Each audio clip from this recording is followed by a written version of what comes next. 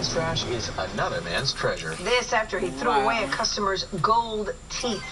Help me, Howard, with Patrick Frazier takes a bite out of this one.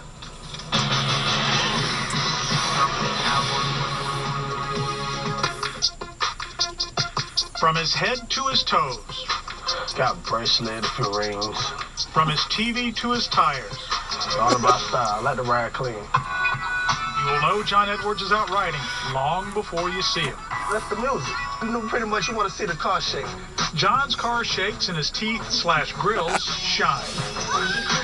The grill I had at the bottom was 22 carats. I paid about $2,000 for it. John wears grills. The gold ones on top are permanent. The ones on the bottom are removable. So to avoid bending or tarnishing them, John takes them out when he eats, like the other night in a restaurant. They place them on the table. And when the waiter came by, they removed the plates off the table. He also took the grill with him. John had wrapped the grills in a napkin next to his plate. When he told the waiter what had happened, the manager came out to help them look through the garbage. Put me on some gloves, and me and him went back there and looked. Nothing came up. The $2,000 grills were gone, but the restaurant manager seemed to want to help. He told me, I'm going to take your information down. We're going to contact our insurance company, and they'll be in contact with you. John did hear from the restaurant and their insurance company, but their concern, like his grills, has disappeared. Since then, I've been getting a runaround. John says he's contacted the restaurant and their corporate office over and over, but nothing. I would like to see them either replace them or conversate, at least do something about it. Not just brush me off like it's nothing, like nothing ever happened, like this doesn't exist. John feels empty without his grills, and since his wallet's empty, he can't afford to have a dentist mold a new set. I don't have $2,000 to replace a grill, not at the present time.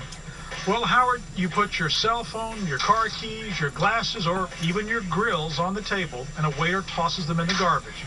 Who's responsible for replacing them? In one of the rare instances, the law actually uses common sense to answer the question. If the grills or any other object are wrapped in a napkin and might appear to be food, if the waiter throws it away, the restaurant would not be responsible. But if the objects are in plain view, then the restaurant is negligent and has to pay to replace the item. We then contacted the restaurant chain's corporate headquarters and their insurance company. The restaurant said their waiter never saw the grills wrapped in a napkin. Their insurance company then followed the law Howard laid out that basically said, since they were wrapped in a napkin, the restaurant wasn't responsible.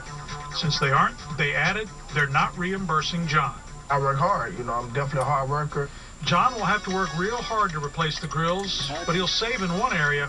He won't be eating out a lot. I thought it would be a lovely experience, the best experience, but pretty much it wasn't. It was one of the worst experiences I ever had at a restaurant.